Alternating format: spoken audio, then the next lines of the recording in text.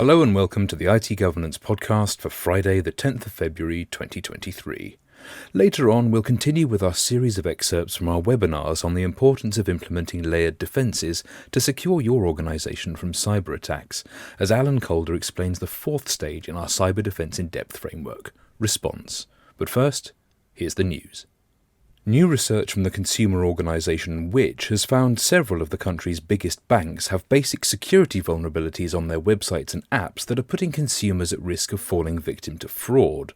With the help of Red Maple Technologies, Which tested the customer-facing security systems of 13 current account providers from September to November 2022, following news that nearly 30,000 cases of remote banking fraud were reported to the industry body UK Finance in the first half of last year. It rated the banks across 4 categories for their online banking and app security: login, navigation and logout, account management, and encryption.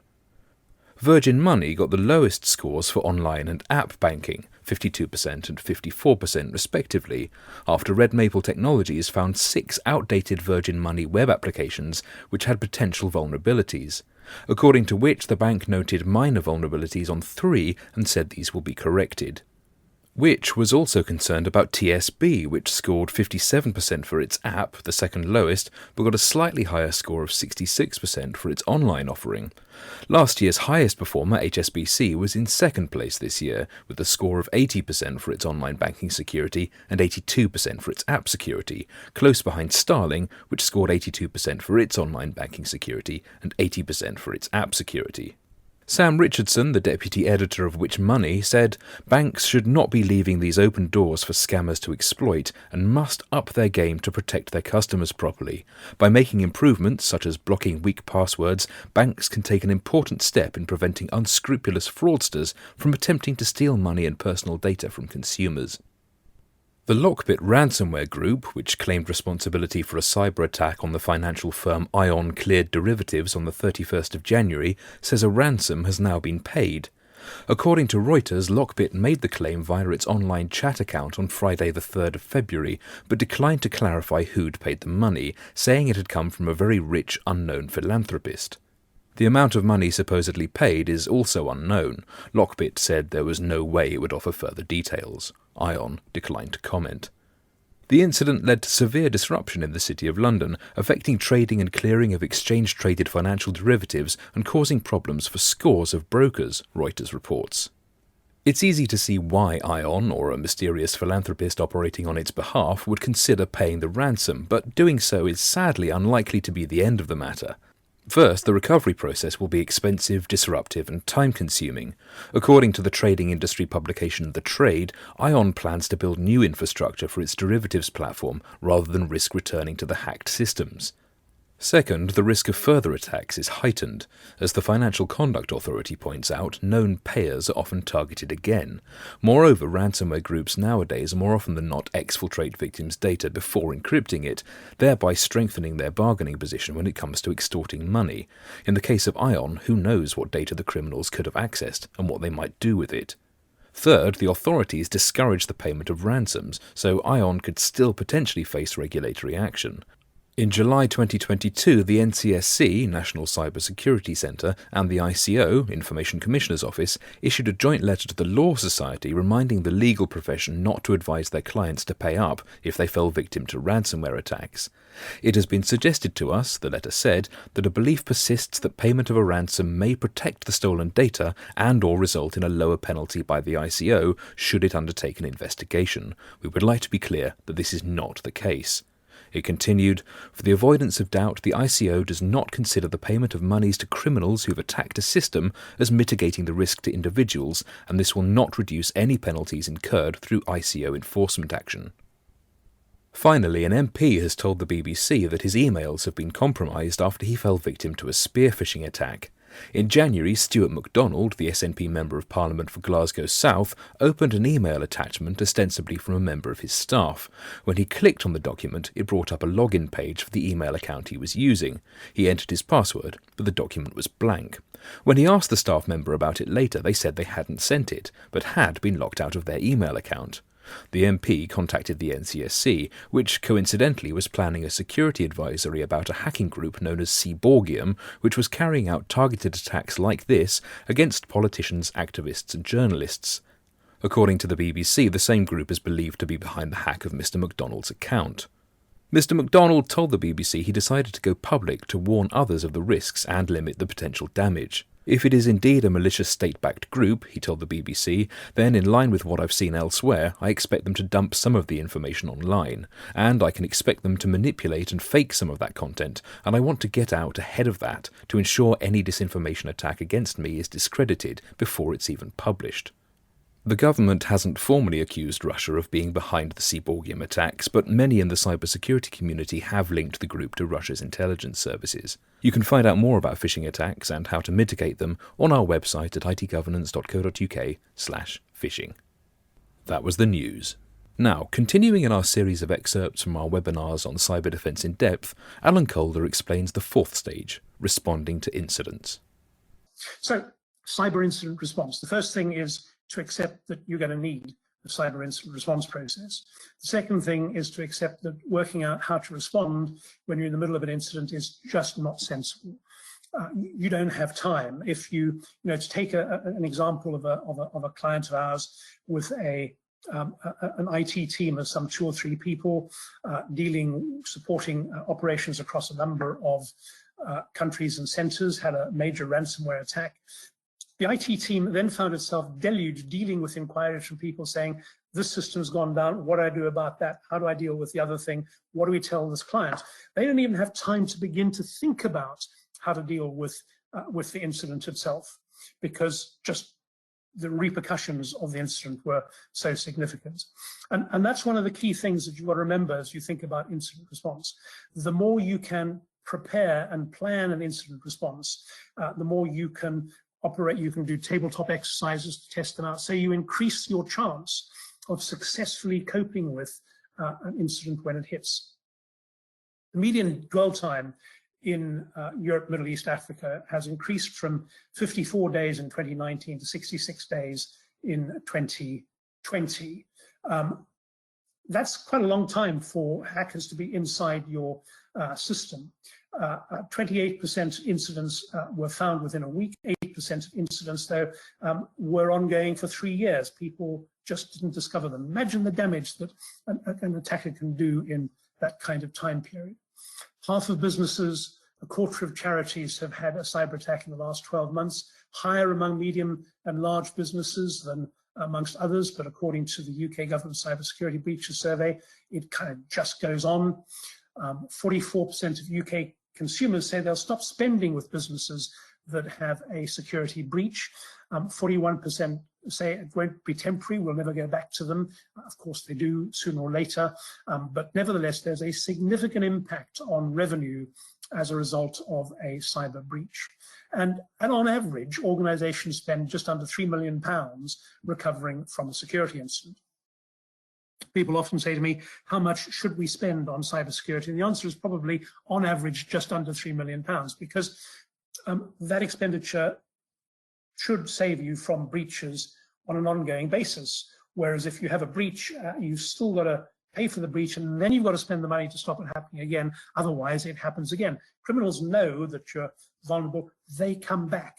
We have instances of organizations being hit by the same set of cyber criminals once a month for several months, the same vulnerability being exploited by 2 or 3 gangs within half an hour of one another. You know, it's a seriously dangerous place, the internet. So, cyber incident response, the steps that you can take to resolve or mitigate an information security incident, which includes trying to get back to normal operational conditions within a given time period. That's what incident response is about. So how do you go about it? As I said, think about the size of the challenge you're dealing with. Will your organization be next? Do you need an incident response plan? What should it cover? Should it cover just the possibility of a phishing attack, or do you need to deal with voice phishing, vishing? What about confidential documents or or USB sticks which have been left somewhere that a person finds.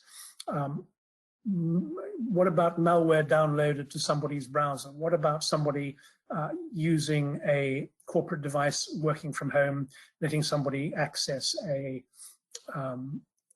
game site which also happens to be infected with malware? So many different ways in which people could get themselves in trouble. And your incident response planning should build out from each of those scenarios. So your typical incident response process, therefore, starts with an incident. What is it that has happened? You, having detected it, you need to have a mechanism for reporting it. So a member of staff who says, this is happening, needs to know how to report it. And they need to know that reporting it's a good thing. They need to understand that not reporting it is a bad thing, because not reporting it means it has a chance to propagate. They shouldn't be going, I shouldn't have done that, I'll get into trouble, I'm not going to tell anybody, let's hope it goes away. Because then it goes away and hides in the network for 50, 60, 80 days and does a lot more damage. They need to go, okay, I made a mistake, I need to own up, need to tell people right now, and you need to encourage that. If you are encouraging it, people report the assessment, then you can do triage. You can go, okay, what is this thing? How is it acting? What steps do we need to take? Is this really serious? Do we need to shut down the network? Do we just need to deal with an individual device? And if you've prepared, if you've planned how to do that, you can go very quickly, it's one of those, this is what we do. We've already worked out how to deal with it. We know what steps to take. We can take it. So responding, stopping the incident, eradicating it, recovering business operations is the step after that. Because then the kind of loop, have we resolved this? Is it sorted? If not, what else do we need to do? And then you should be working out what you can learn from. In other words, how can we improve our incident response process to make sure that this particular type of incident, or incidents generally, we deal with better in the future? You should be doing incident response tabletop exercises, testing out plans, and you should be treating a real-life event as obviously yet another test of the plan, but you should be making sure that you learn from it. You feed that back into getting an ever more robust, resilient incident response process in place to help you. So how do you get, broadly speaking, incident ready, cyber incident ready? If you're saying to yourself all the time, are we ready for the next cyber incident? I'll tell you that's a pretty typical refrain from me and has been for some time. Does the organization know what normal looks like as distinct from what an attack looks like? Because there's a level of attack going on which is normal. There is a level of phishing emails coming in which is normal. We have to allow emails to come in because we need to communicate with people. So do we know what normal looks like? Have we taught people how to deal with what normal looks like in a way that keeps the chance of an incident down? Have we defined roles and responsibilities in terms of incident response? That's a pretty critical issue. Have we given the incident response team appropriate authority to do whatever they might need to do when dealing with an incident? Have we worked out what the escalation process might be and who they escalate, what kind of incident to? Have we worked out where the borderline is between a cyber incident and something which is a data breach? How do we know that we'll be able to comply with our data breach, our UK GDPR obligation to record how we respond to a data breach? Have we built that into our testing? Are we testing our response processes? Are we learning from them? Do we have a steady month in, month out? We test this plan this month, we test that plan next month to make sure that we are ensuring they are continually robust. Do we have an internal communications process to ensure that everybody's on the right page? That when, we used to do this when everybody worked from the office, you'd have a fire alarm test once a week or once a month, as the case might be. Does the alarm work? Does everybody know how to congregate and the assembled point? You need to be doing exactly the same around a cyber breach, because while the building might not be on fire, your system is not functioning anymore. People need to know what to do next. You need to know how to talk to customers. You need to know how to talk to the press. You need to know how to talk to people whose data is affected. So all of those are part of thinking about how do you get to be cyber incident ready. So let's assume you've done that. Now you want to be putting in place a set of actions, a set of steps. This 10-step checklist is a good starting point. Do you have staff adequate to deal with your cyber incidents? As you're thinking about, we need to have less staff, perhaps, this is the time you also need to be thinking about, we need to have enough staff to deal with cyber incidents because we're going to have them. Have we clearly defined roles and responsibilities around dealing with cyber incidents? Awareness training across the business? Have we made sure that there is appropriate training for the incident response team to recognize and deal with advanced threats? Have we formalized our response processes? Have we improved vulnerability management? So vulnerability scanning, first level of cyber defense in depth. Are we doing triage, identifying which vulnerabilities need to be tracked and putting them in place? Do we have a formalized incident response workflow? Do X, then we do Y, we track it like that. That's an important part of giving people some certainty in terms of response, but also in terms of enabling you to work out where improvements can come post-incident. What type of monitoring do we have in place across the network, but also monitoring in terms of how we respond and how we deal with issues? How do we do a forensic analysis after we've dealt with the immediate challenge to work out precisely what happened and therefore precisely what we need to do to deal with the incident? And how do we, thinking ahead, what kind of threat intelligence can we get, do we get, that helps us prepare for longer term cyber threats? No point being able to deal just with today's if when tomorrow's come it's much bigger and you weren't expecting it. So you need to have ongoing updated cyber threat intelligence. When dealing with a data breach, you really want to be the source of the news. The history of data breaches is full of organizations saying to an inquiring member of the press, no, we haven't been breached, of course not, we're always safe. And then discovering after the news has been broken by one or more third parties that actually they have been breached, and they're then on the back foot having to admit it and trying to play down the size of the breach. You really want to be, in PR terms, on the front foot. You want to be talking to the appropriate world, the world that's in scope, who needs to know about your data breach. You need to be able to talk to them, tell them what you found, what you're doing about it in a way that enables you to minimize the repercussions of the breach and manage it yourself. You need to be very clear about who you need to notify. If personal data is affected, you may well need to notify the ICO, so you need to have worked out how to do that. We do that for a lot of our customers in GRCI law, for instance. We deal with data breaches. It means that when we go to the ICO and say this client of ours has a data breach, the ICO knows that we know how to report a data breach. So we're able to get on with that in a robust and effective way. You need to be willing to fix the problems that you identify. It's no good saying, well, no, we were perfect. We don't know how they got in. They got in because you weren't perfect. And you need, therefore, to take steps to deal with it, fix it, and make sure it doesn't happen again. Because, like I said, cyber criminals will come back. They expect you not to fix breaches, not to fix vulnerabilities quickly. You need to go, okay, we've been breached. Bad us. Let's get it fixed as fast as we can. Let's block that possible ingress into the organization and be transparent with everybody. It happens. This is the world of this is the digital world. Stuff like this happens. You need to be open, transparent. That's not the same as telling people what happened when you're still trying to work it out. It's perfectly fine to say, we are working it out. This is where we're at. This is when our next report will be. You might not want to encourage cyber criminals to come after you because you say, we've been breached. This is what we're doing. So you can manage news flow, but you want to be on the front foot. And knowing how to do that, again, comes back to preparation, having the right people in place, the right resources, and a plan to deal with the messaging.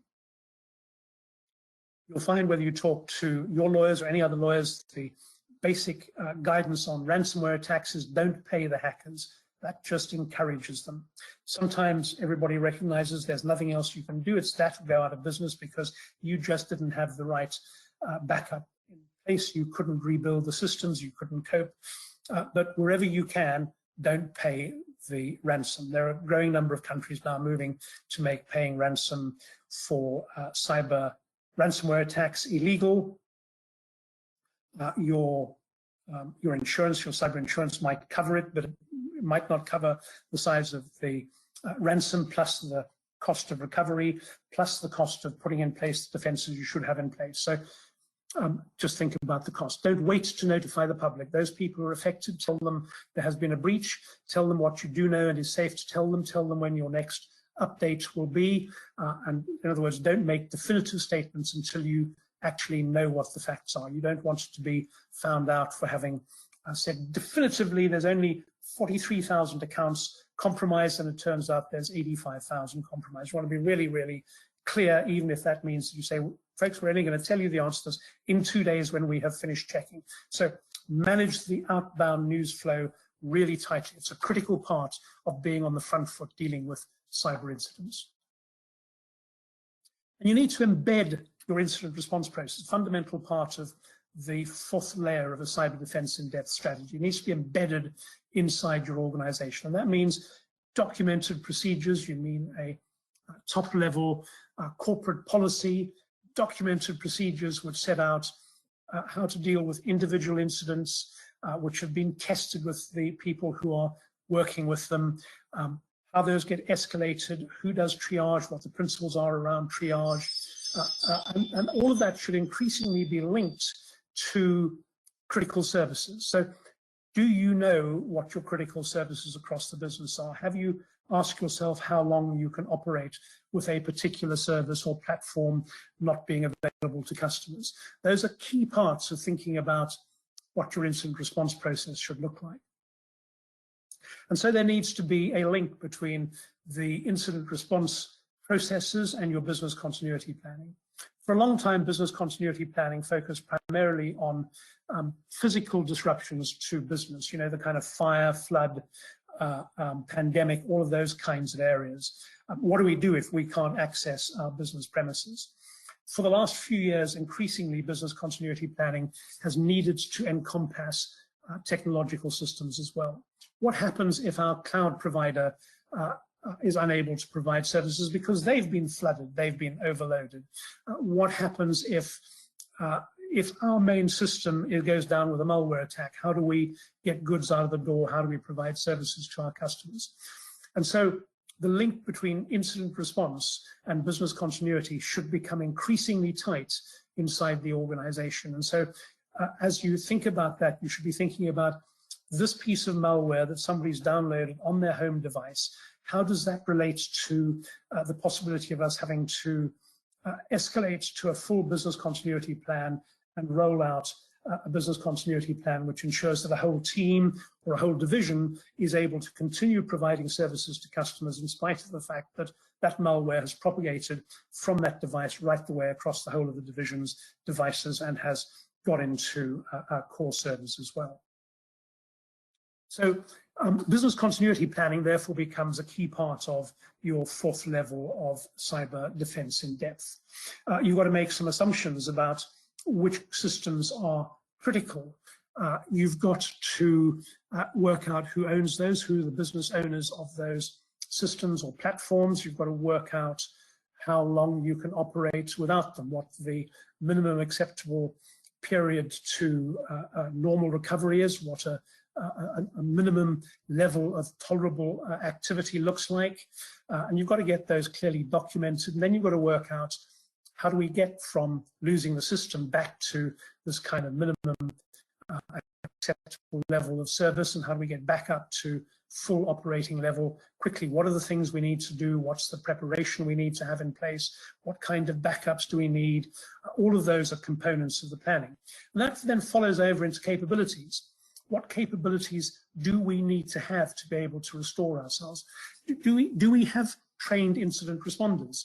Do we have people who know how to report data breaches? Do we have people who can rebuild the system?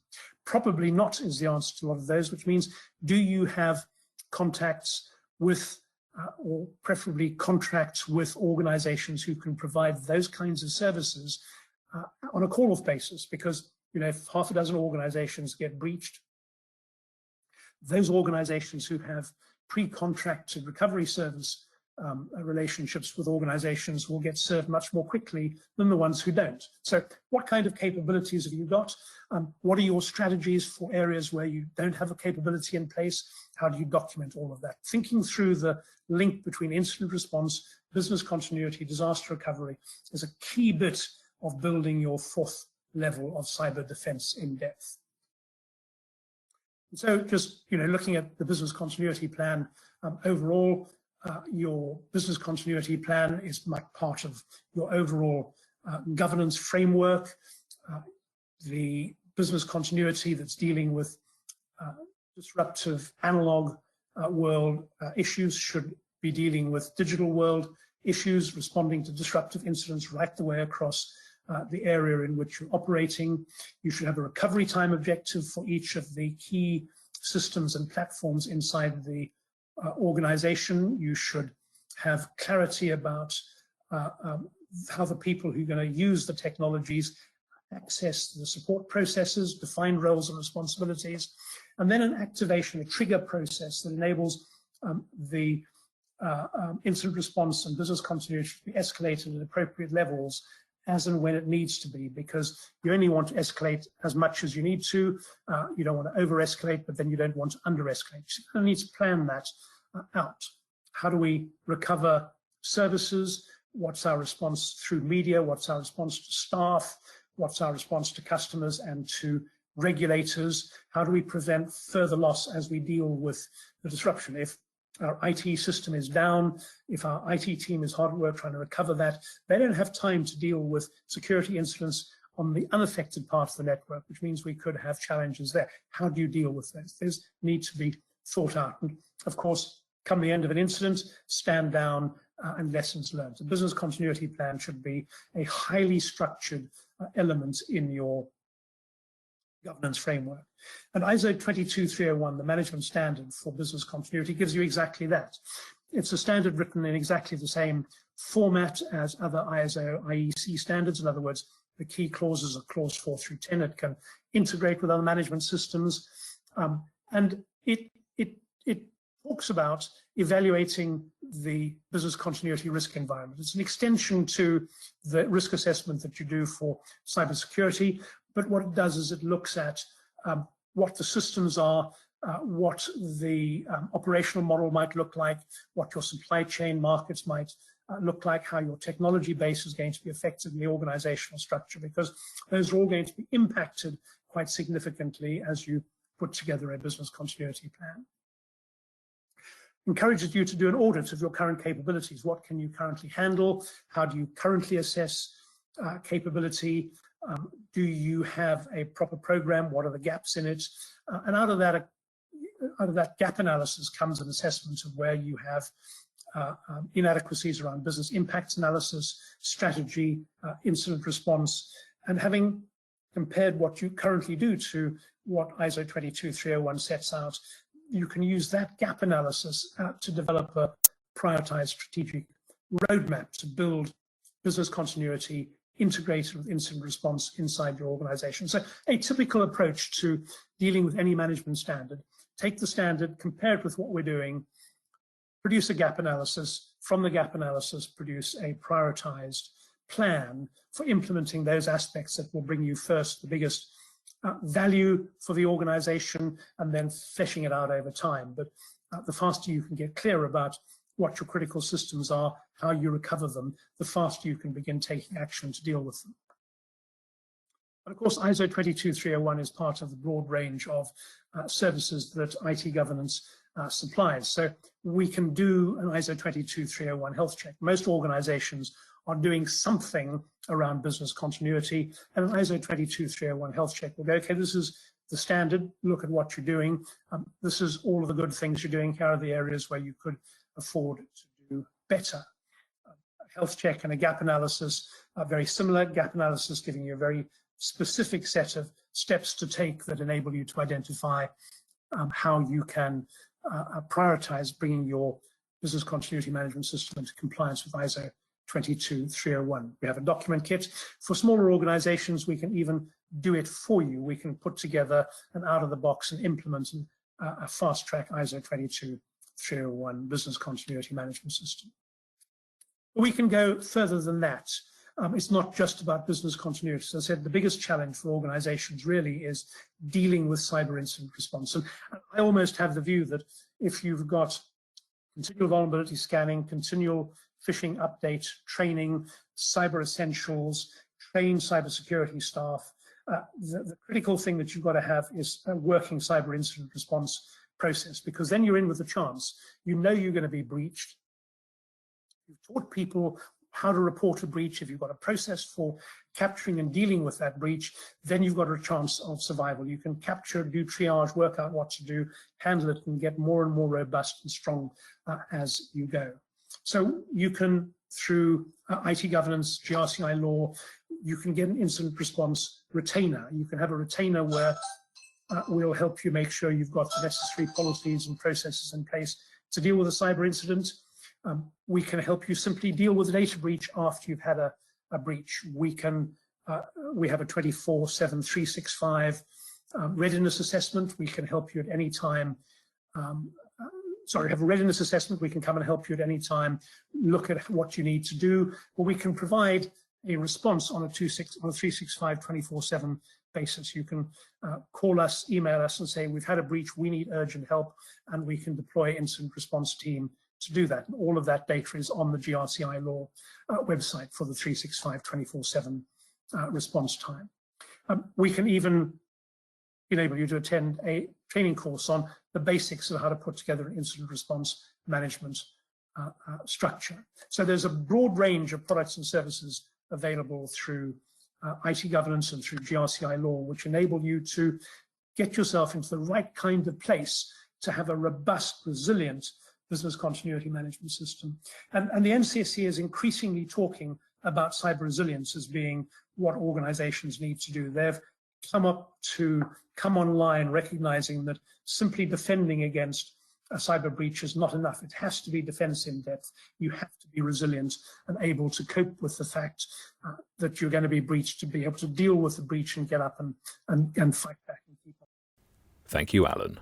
That's it for this time. As ever, you can get in touch with us either by leaving a comment on the blog or via Twitter at ITGovPod, that's my account, or at ITGovernance, and we'll return in a fortnight. Until then, our archive is on SoundCloud, Amazon Music, Spotify and Apple Podcasts, and you can find everything you need to implement and maintain cybersecurity defense in depth on our website, itgovernance.co.uk.